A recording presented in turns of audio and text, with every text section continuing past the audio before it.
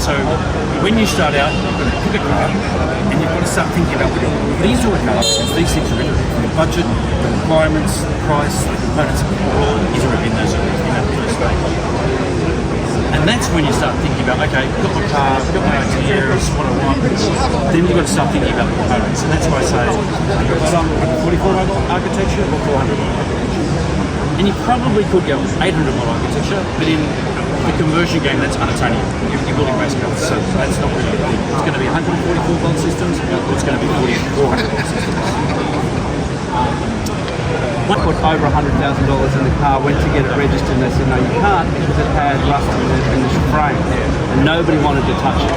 So find a car that is in really great condition and weigh it on a weigh bridge before you take anything out. So weigh your rear axle and your front axle before you do anything, because when it comes to compliance, the engineer will want to weigh the car and compare it to what it was originally like. And if you've got your weigh bridge there, you can go, that's my front axle, my rear axle. Here it is converted, front axle, rear axle, and they can go, yeah, great. If there's a lot of extra weight, you might have to upgrade your brakes, things like that. So just good things to do before you start. You always want to pull the engine out and the exhaust out and all that sort of stuff, but weigh the car first. Yes, take your time. So then we start talking about components. Like I say, you've decided on basic system you're into, the 144 volt, 400 volt, basically the same ideas. Great thing about these with a built-in transaxle is it's fully mounted. So good performance, good bang for buck, Tesla drivetrain, pretty readily available, easy to deal with, as long as you're able to look around the fact that it's all Tesla. They're Tesla techniques, so they don't work outside of the car unless you do something. And that's either all-time an external controller, TC controllers in this car, or you buy a system like this where you pack the internals, there's a replacement card, and then an external controller. And that means that now I can run that motor and put it into whatever I want. So you need the motor, you'll need the controller, and you'll need some kind of control system to make it run. Or you get something a little bit more exotic. There are some more exotic models that use the external power electronics and the external controller. So that's an RMS, so that's a high-end motor for mostly for racing. But what's more common is sucker for punishment, open inverter. Open inverter, that's a good option as well. But I'd probably I wouldn't go AM unless you want to race and want to spend a lot of money, which I TC controls are fantastic, but open inverter is not a bad option as well. And quite well. What do you reckon that little beastie cost? Sorry? What would that little beastie cost? You don't buy this on its own. No. So you buy this literally as a kit that includes the CCU, so that's a DC to DC and that's the charger. It's got the BMS, it's got the brain, it's got the controller, and that's an $8,000 event. And then you do something stupid like me, it's got a really nice dash out of race cars, and that's another $2.5 just in components. So you're looking about $8-9 grand after you bought the motor to make it work. This, because I'm an idiot and I'm looking for the ultimate performance, this gives me every dial. I can control everything down to the last bit and byte, from the VMS through the DC to DC and the charger, through the motor control, multiple torque maps. This is race car stuff. So this is not entry level stuff, but it's an example of what you need to put in a car. The more typical is that you would buy the TC controllers, which is sort of this in a different format. You buy the maybe a combined DC to DC. There's plenty of different options out there in the market. It's really good Chinese stuff, but that's what you'll need. You'll need the motor. You start with your motor. You might have a controller, a control system, instrumentation, batteries flowing from that, and there's some really good batteries out there now.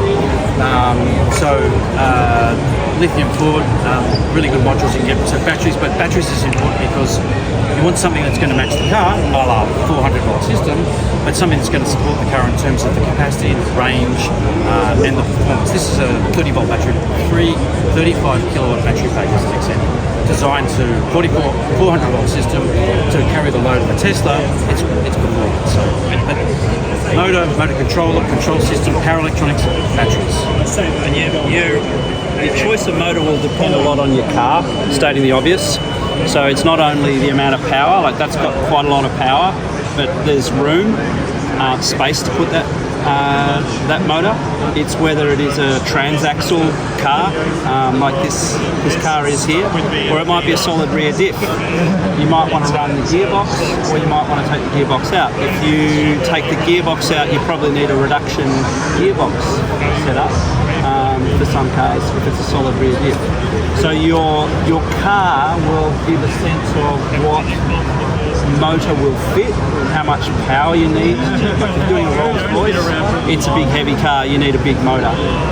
If it's a small car, that's a front wheel drive, you might be able to find a beautiful motor and reduction gearbox in one with transaxle, which will fit in the space that you've got. So it's a little bit of looking at all the different levers will determine what motor you choose, and the motor will determine all the other parts.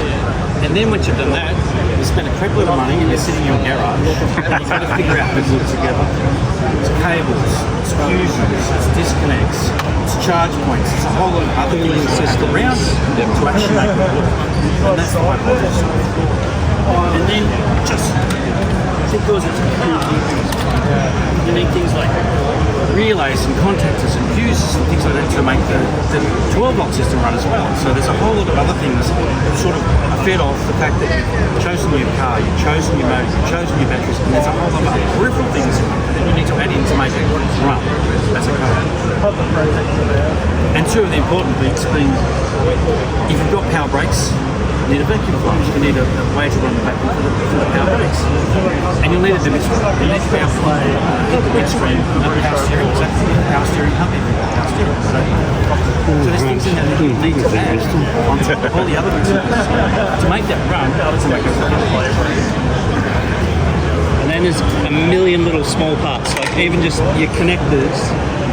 There's a great brand called Deutsche, which make a really beautiful connector that a lot of you might be aware of, but that might be like $8 a connector. Yep. And then you might have to buy a $300 printer to work for those things. But I would tell you to do it with that kind of quality, because we're dealing with high power, electric, you're in a car. So even if it's just the little connectors and things like that, do it properly and buy the right gear. But they're all the tiny little bits and pieces that you need to sort of do properly for it to be safe. And then you need to bolt it in. And fabrication is huge. From what I've seen over the years, the people who've got a mechanical background and automotive background, they get it and they can do it, and they're the best kind of operators. The people that are electrical will get it on the electrical side, they can do it. But I rely on someone to do focus stuff when it comes to mechanics, because it's so important. You need fabrication, it's not a small part of what it is. That's out of the back of my car, so it's actually a lot of labour. Probably a good point to mention that you're going to need a certifying engineer. Yes. So the first thing to do is find that relationship, talk to them. Yep. Some of them are solutions focused, some of them are problems focused, some of them are eye-wateringly expensive, some of them are just plain expensive. So shop around, have lots of conversations. Where do we shop? So, well, that suggestion, because we've done this before, and so for a beginner converter, what we do is we have a bit of a program to help you through the process. And our suggestion is, come to us with your plan, we'll run you through the plan, listen to us, don't listen to us, but come up with a So story. it's all right to come and see. Come and see us. Are you in Victoria or? Use the but I can point in the right direction if you're in Victoria. After we've done your check and they say, yeah, that's pretty good, we'll take you to a certified. And what we tend to do is take you to the one that we think is the right person for you. Peter, he does custom cars, so we'll take you to if you've got a car like this, we'll take it that way. Ali, my guy, is really technical, so my car is going his car. So we'll do a pre-check, take you to the certifier, he'll do a tick box, yeah, right, if you do a good job, I will certify that when you're done. A year later, you'll come back, and before you're finished, it'll be a year. You come back to us and say, okay, I'm almost finished. We'll do a pre-certification check, we'll run through the bits and pieces, we'll help you write through the template. In writing, that needs to go to the certified just to chill him up. We'll go back to the certified, he'll say yes, no. He'll say yes, yes, yes, no, no, no. You go away and you fix it, come back for a second back to the certified, and you'll be registered. But it's a bit of a process, and like I say, our suggestion is come and talk to us. We'll give you advice, we'll point you in the right direction. Listen to us, don't listen to us, but we can help you get that. Yeah, and it's important because some people make the mistake of, like for example, this is designed on CAD, it's been laser cut, it's going to hold the motor into the car. but a particular engineer may not be happy with that or may want it mounted in a different way. So if you involve them in the early days, you're building a relationship, and the car, they trust the car. If you do the car and go, can you certify this? It's a scary experience for them because they're liable, they need to make sure it's safe, and often they can't see these things. They may want to see the quality of the weld, they want to see the thickness of the steel, they want to know how it's mounted. So showing them early is really great. So that's out of my car. It's the version A of the front engine mount from my car, so which looks like that at the moment. And the reason it's here is that my certifier wants a finite element analysed. He wants to go in great detail. I'm okay with that because I'm putting a lot of time, energy, and money into it, so I'm going to do it. But it's going to cost me a lot of money to do it.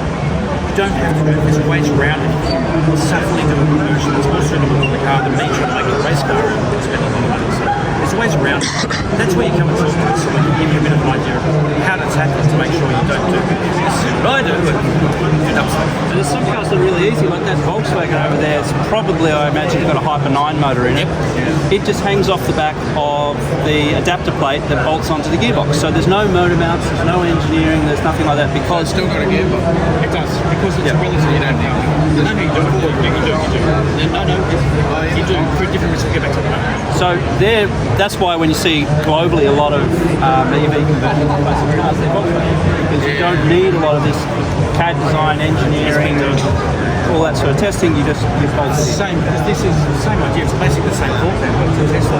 But the same thing applies. Someone, EV West, have done a lot of work to make the bolt-on bits bolt-on. They made it a little bit finessy, but most of the hard work was done because they've done it before. You know, it sounds really critical to start with an engineer, say, this is what I'm doing, and that's why I've come up to this place to find out how to find this mystical person. Well, there is. You can But anyway. speak to Michael and the team at AEVA. But there is each state. Which state are you in? Victoria. Victoria. So Vic Roads will have a list of certified engineers. Will they? Yeah.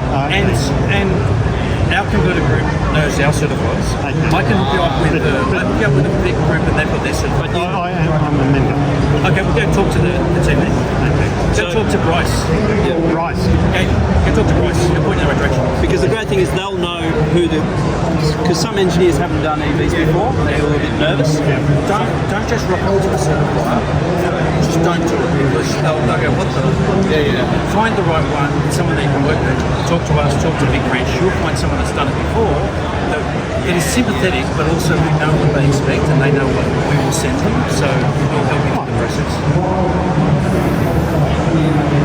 I'll be enough to have had 20 or 30 years I've in got, my life. I've got a good Victorian certifier.